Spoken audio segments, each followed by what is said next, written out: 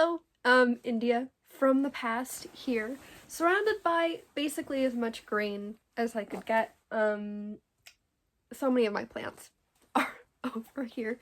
Normally they don't hang out on these shelves because the sunlight doesn't get over here quite as much, or like quite to their liking. I also have some matcha. But oh, this guy isn't even. Let's talk about some green books. I love the color green, and I think, as you'll see, I love green books. I have a lot of them. Also, I have loads of green clothing, so I'm wearing this like jumpsuit that I love. We're going to go in order of color since there are so many books. Starting off with these neon green, almost yellow books. First, we have Me and Earl and the Dying Girl by Jessie Andrews. I do not like this book, but I have it for a very specific reason, which is I love the movie. I think the movie is so well done. It's so creative, and like I love it. It is my favorite adaptation because I did not like this book. I found the main character annoying. I didn't like him at all. And like it's just an interesting thing because this is one of the few books that I've sat down and read basically in one sitting. Mostly because I disliked it so much. I don't often have like strong negative feelings about books, but this is one of them. So what is this about? This is about Greg, who is in high school and is like kind of floating through, has like one close friend and then just kind of like dips into different social groups and doesn't really have like a strong connection to loads of people. And then his mom gets a call from an acquaintance of hers who has a daughter the same age as Greg, and she tells Greg's family that her daughter has cancer, and this relationship ensues between Greg and Rachel. If you haven't seen the movie, just watch the movie. I love Greg's relationship with Earl. I love Greg's relationship with Rachel. I love like Earl's and Rachel's like relationships and friendships, and it's just really amazing. Next, Juliet Takes a Breath by Gabby Rivera. This is so good. This is I think just like ultimate YA contemporary about intersectional feminism. At least that I have read, and I would love to read more books like this. But this is about Juliet, who is from the Bronx. Yes, is from the Bronx, and she's queer, she's Puerto Rican, and she is going to Portland to be an intern for this white feminist author whose book Juliet has just fallen in love with. And it's about like what she finds out moving away from home for the first time, or it's what she finds out in this summer where she moves so far away. She moves to Portland. She lives with this lady whose name I'm forgetting. And just it's about finding Black feminists in Portland, realizing the critiques of white feminism and the violence that white feminism does, and it's really good. There's this really adorable romance with a librarian who rides a motorcycle. It's really good. It's really cute. My favorite book, I'm pretty sure, my favorite queer book, hands down, if not my favorite book of all time, is She of the Mountains by Vivek Shraya. Vivek Shraya has written a lot of other things like I'm Afraid of Men, which I really want to read, which is like a short pink / purple book. And not only this page is white, even this page is white. And this is like a masterpiece, in my opinion.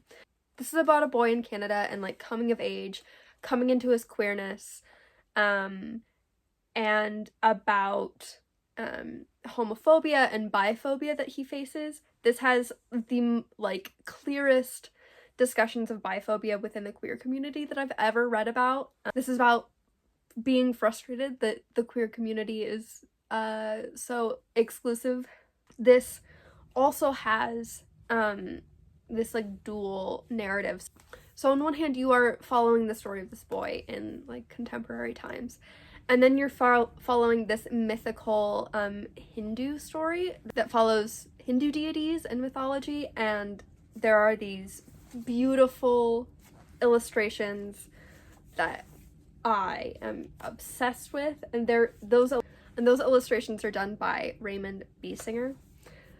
And I need to read this book so much. I need to read all of Vivek Shreya's books, period, but I need to reread this book because it touched me in such a beautiful and specific and like well-needed way at the time that I read it. Yeah, I highly recommend. Another one of my favorite books, Sister Outsider by Audre Lorde. Love this cover. I love how green it is. This is a series of essay collections by feminist Audre Lorde, and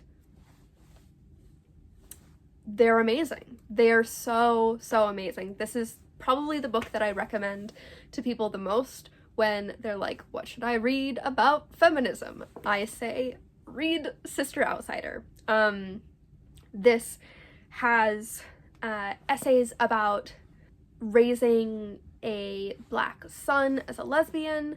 This has essays about poetry. This has essays about self-love and compassion. This includes probably her most famous essay, The Master's Tools Will Not Dismantle the Master's House, right? The Master's Tools will never dismantle the Master's house. And yeah, I just think that this is essential reading, and I love it so much.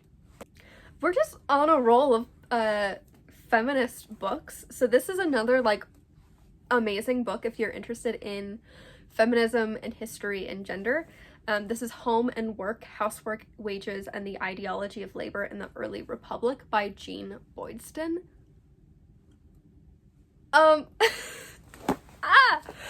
It's about the creation of gender roles, basically. The creation of home as the women's sphere and work as the men's sphere, and this idea of like public and private spheres. The way that industrialization really took the evolving ideas around gender and the ideas around separation of labor and like work types, and just like ran with it and went, we will divide these as much as we can.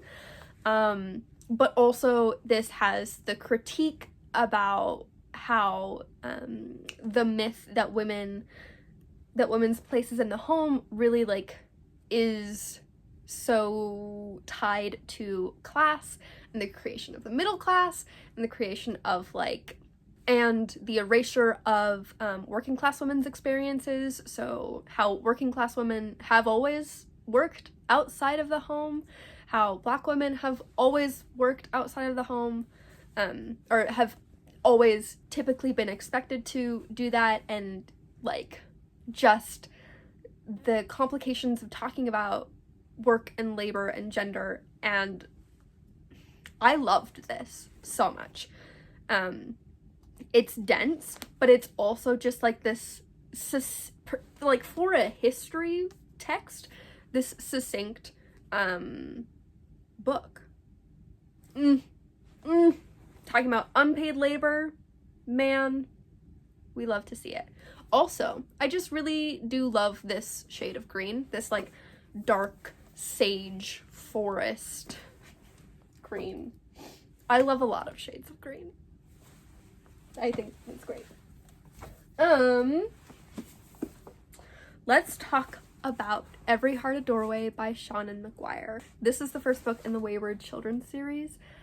Unfortunately for me, I have only read the first 2 books. And I would like to own all of them, but we'll see how that goes. But this is the story of a home for wayward children that takes in children who have gone into another world, like fallen into another world, Alice style, Dorothy style, and have existed outside of the world that we know of, outside of our world, and are shockingly brought back after a period of time in this other world, and kind of are struggling to adjust to that loss. This is a lot about family, friendship, finding yourself, strengthen your identity. This has a lot of queer characters. We've got some trans rep, some ace rep. I love the sapphic rep in Down Among the Sticks and Bones. It's really cute. But this is a series of books that is very long. I mean, the books themselves are pretty short, but there are so many of them that I'm happy that I get to get back into. But yeah, this is wonderful. And so green, just like I want a doorway in a forest. I then want to talk about 2 books that are part of a series. So specifically I'm talking about the Faber Nature Poets collection of poetry. These are so beautiful. This is the John Keats one, and so we have a nightingale, surprisingly, and just like the texture of the cover is amazing. We also have the Thomas Hardy one, which again is just like beautiful and so many shades of green. These are poetry collections of poets who write about nature.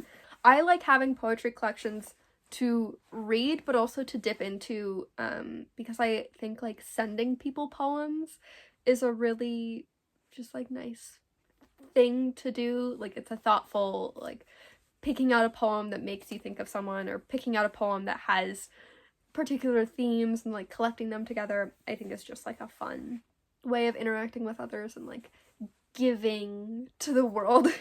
Can you tell? I was about to say that my love language is gift giving, when I don't know what it is, because love languages honestly confuse me.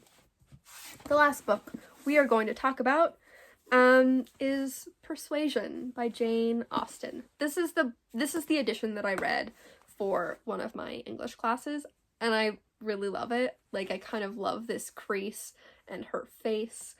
And this is what is this? Penguin Cloth-bound Classics. That's also very lovely. I love a good sage green. Gets emotional about shades of green. Anyway, Persuasion is about Anne Elliot, who wants to get married to this guy, and then her frustrating family is like, we are going to persuade you not to do that. And it's about her being like, man, I wish I wasn't persuaded against marrying this guy who I really liked. Yeah, that's kind of it. You may know I have not a complicated relationship with Jane Austen. I just don't know how to feel about her, because I read like the 3 of her books that I read first. I just like didn't get, and wasn't in the right headspace. I don't think I was like ready for Jane Austen. And that's not on Jane Austen. That's on me. But nonetheless, there was a period of time where I was like, Jane Austen's overrated. Which I also feel like is a special little side dish, let's call it that, to the I'm not like other girls ailment. But like, I'm not like other English majors. Stop. Yes, you are. Let's talk about some teal, aqua, greenish blue books. Because I always have a hard time whenever I go through stages of completely rainbowing my bookshelves. I never know where to put them. I was like, do I put you in between the green and blue? Do I figure out if you're more green or more blue and put you in that section? And then it's just a dilemma. But let's talk. We're gonna start with We Women by Edith Sodergran, translated from the Swedish and the German by Samuel Charters. This is a poetry collection that I picked up kind of on a whim, mostly because I loved the cover. I think just like that illustration is really nice. Also, I don't need to comment on how much I like this color, but this is a different color and I do like it. More of like an aqua teal light green. But this is just a collection of poetry from this Swedish poet who has died, and it kind of just like has all these different themes. And so we have themes of grief and death and dying, and we have themes of friendship, of first love. I think some of the best poems in here are the ones that are like, I'm in love. I want to be like, I'm in love and you can't tell me what to do. But that's not necessarily it. But these like first love,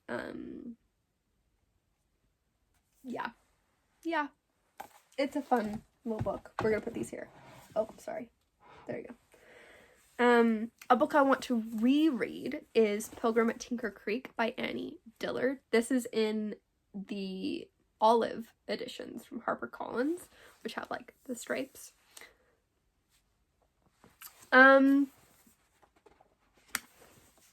This is a work of nonfiction where Annie Dillard discusses living in a cabin at Tinker Creek and the nature that she finds. It's very like nature focused, the biology of like moss and moths and just this like reconnecting with nature.